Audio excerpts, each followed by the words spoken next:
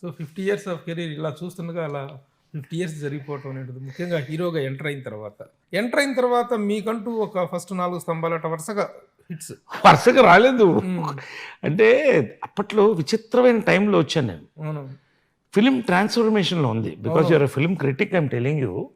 గజం కేవలం 4,500 రూపాయలతో 165 గజాల భూమి కేవలం 8 లక్షలు మాత్రమే. అప్పట్లో హీరోస్ అంటే అది చెప్పాను కదా, నలుగురు అక్కడ ఎంజీఆర్ గారు, శివాజీ గణేశన్ గారు, రజనీకాంత్ గారు, కమల్ హాసన్ గారు అప్పుడప్పుడే వస్తున్నారు. ఇంతే ఇండస్ట్రీ.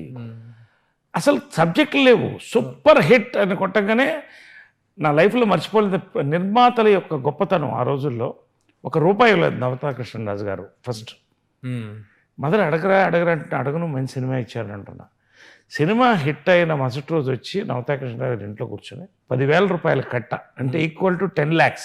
10 lakhs ఈ రోజుల్లో 10 lakhs తీసుకొచ్చి మీ అబ్బాయి మంచి నటుడు అవుతాడు అని ఆయన డబ్బులు ఇచ్చి, అంతే నిర్మాతలు అలా ఉండేవాళ్ళు.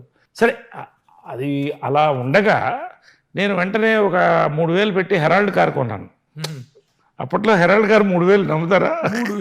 3,000 1,900 పెట్టి సెకండ్ హ్యాండ్ ఏసీ కొన్నాను. కారు కొత్తదే, కారు కూడా సెకండ్ హ్యాండ్. అంటే అప్పుడు అంతే ఉండేవి, ఫస్ట్ హ్యాండ్ కార్స్ ఉండేవి కావు. అంతా దాన్ని కొత్తగా చేయించుకుని ఒక 5,000 బ్యాంకులో పెట్టుకుని పార్టీంగ్ వాటికి. సినిమాలు రావు.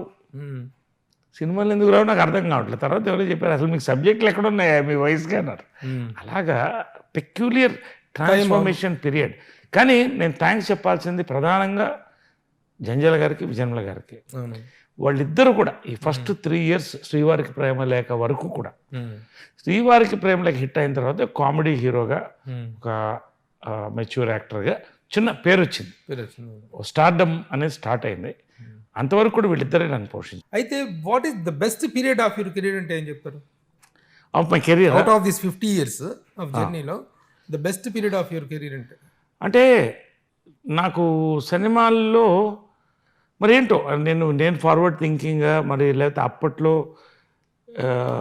ఆడియన్స్లో ఇంకా ఎంత సినిమాటిక్ ఇంటెలిజెన్స్ రాలేదా, ఎప్పుడు కూడా గ్రాఫ్ పడి లేస్తుండేది నా సెలెక్షన్స్ అలా ఉండేది. ఇప్పుడు సక్సెస్ అయితే అంతే, సక్సెస్ అయితే ఫ్లాప్ అయితే అంతే. చాలా ఎక్స్పెరిమెంట్కి వెళ్ళి అదృష్టం, జయసుధా ప్రొడక్షన్, హలో డార్లింగ్, అద్భుతమైన సినిమాలు. కానీ అది జనాల్లోకి వెళ్ళలేదు. బహుశా నా ఏజ్ కావచ్చు, కానీ ఒక రకమైన డిప్రెషన్లో కూడా వెళ్ళాను నేను. అంటే నేను ఇంకా హీరోగా సరిపోనేమో, నా సినిమాలు ఆడలేదు.